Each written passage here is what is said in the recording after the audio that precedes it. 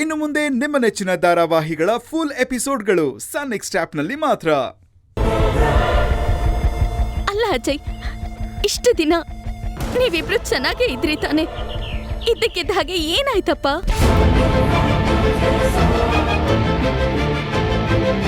ನೀನು ಮದ್ವೆ ಹಿಂದಿನ ದಿನ ನಮ್ಮನೆಗೆ ಬಂದಿದ್ದೆ ತಾನೆ? ಆಗ್ಲಾದ್ರೂ ಹೇಳ್ಬೋದಿತ್ತಲ್ವಪ್ಪ, ನನಗೆ ಈ ಮದ್ವೆ ಇಷ್ಟ ಇಲ್ಲ ಅಂತ. ಯಾಕೆ ಹೇಳಲಿಲ್ಲ?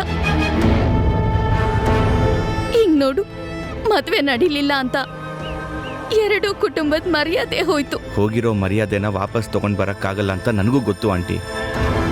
ಆದ್ರೆ ಆಗಿರೋ ಸಮಸ್ಯೆನ ಬಗೆಹರಿಸ್ಕೋಬೋದಲ್ವಾ? ಅವತ್ತು ರಾತ್ರಿ ನಿಮ್ಮ ಮನೆಗೆ ಬಂದಾಗ ನನ್ನ ಮನಸ್ಸಲ್ಲಿ ಯಾವುದೇ ರೀತಿಯ ಆಲೋಚನೆಗಳಿರಲಿಲ್ಲ. ಇನ್ಫ್ಯಾಕ್ಟ್ ನಾನು ಬಂದಿದ್ದೆ ಗೌರಿ ಅವ್ರಿಗೆ ಪ್ರಪೋಸ್ ಮಾಡೋದಕ್ಕೆ.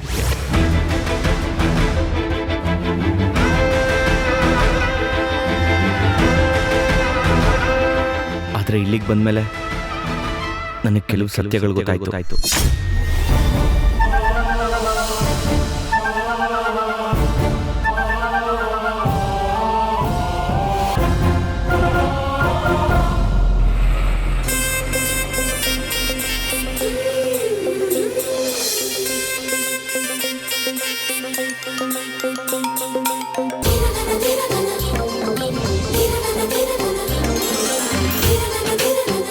ಅಭಯ್, ಅಭಯ್,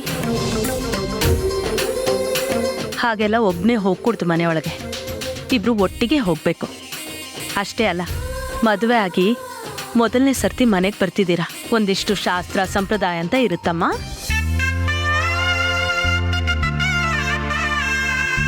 ಕೌಸಲ್ಯ, ಮಕ್ಕಳು ತುಂಬಾನೇ ಸುಸ್ತಾಗಿದ್ದಾರೆ, ಬೇಗ ಮನೆ ತುಂಬಿಸ್ಕೊಮ್ಮ. ಸರಿ ಅತ್ತೆ. ಅಮ್ಮ, ಶಾಸ್ತ್ರ ಸಂಪ್ರದಾಯದ ಪ್ರಕಾರ ಮನೆ ತುಂಬಿಸ್ಕೋಬೇಕು ಅಂದ್ರೆ ನಾವು ಅದಕ್ಕೆಲ್ಲ ತಯಾರಿ ಮಾಡ್ಕೊಂಡಿರ್ಬೇಕಲ್ವಾ? ಮದ್ವೆ ಮನೇಲಿ ನಡೀತಿದ್ದ ರಾಮಾಯಣದ ಮಧ್ಯೆ ಇದೆಲ್ಲ ಎಲ್ಲಿ ನೆನಪಾಗತ್ತೆ ಹೇಳಿ? ಒಟ್ನಲ್ಲಿ ನಾನ್ ಹೇಳಲಿಲ್ಲ ಅಂದ್ರೆ ನೀವ್ ಯಾವ ಕೆಲ್ಸಾನೂ ಮಾಡಲ್ಲ ಅಲ್ವಾ? ಅಖಿಲ, ಇಲ್ಲ, ನಂಗೂ ಮರ್ತೋಯ್ತು. ಮೊದ್ಲು ಯಾರಾದ್ರೊಬ್ರು ಮನೆ ಒಳಗಡೆ ಹೋಗ್ಬೇಕು. ಮದುವೆ ಆಗಿ ಬರ್ತಿರೋ ಗಂಡು ಹೆಣ್ಣನ ಮನೆ ತುಂಬಿಸ್ಕೊಳ್ಳೋದಿಕ್ಕೆ ವ್ಯವಸ್ಥೆ ಮಾಡ್ಕೋಬೇಕು ಅನ್ನೋ ಜವಾಬ್ದಾರಿ ಯಾರಿಗಾದ್ರೂ ಇರ್ಬೇಕು ತಾನೆ?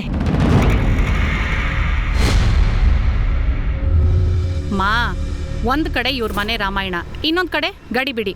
ಇದ್ರ ಮಧ್ಯೆ ಈ ಶಾಸ್ತ್ರ ಇದೆ ಅನ್ನೋದು ನೆನಪಿಗೆ ಬರ್ಲಿಲ್ಲ. ಸುಮ್ನೆ ಇಲ್ಲಿ ನಿಂತು ಯಾಕೆ ಬರ್ಲಿಲ್ಲ, ಯಾಕೆ ವ್ಯವಸ್ಥೆ ಮಾಡ್ಲಿಲ್ಲ ಅಂತ ವಾದ ಮಾಡೋದ್ ಬಿಟ್ಟು ಒಳಗಡೆ ಹೋಗಿ 5 ನಿಮಿಷದಲ್ಲಿ ವ್ಯವಸ್ಥೆ ಮಾಡಿದ್ರೆ ಆಯ್ತು. ಹಾ, ಒಂದು ಕಾರ್ಯಕ್ರಮ ಅಂದಾಗ ಯಾರು ಯಾವ ಕೆಲಸ ಮಾಡಬೇಕು ಅಂತ ಮೊದಲೇ ತೀರ್ಮಾನ ಆಗ್ಬೇಕು ತಾನೆ? ತೀರ್ಮಾನ ಆಗಿದ್ರೆ ಇಂಥ ಗೊಂದಲಗಳೆಲ್ಲ ಆಗ್ತಿರ್ಲಿಲ್ಲ. ಅದಕ್ಕೆ ಹೇಳೋದು, ದೊಡ್ಡೋರ್ ಕೊಟ್ಟ ಜವಾಬ್ದಾರಿನ ಚಿಕ್ಕೋರ್ ಕೇಳಬೇಕು.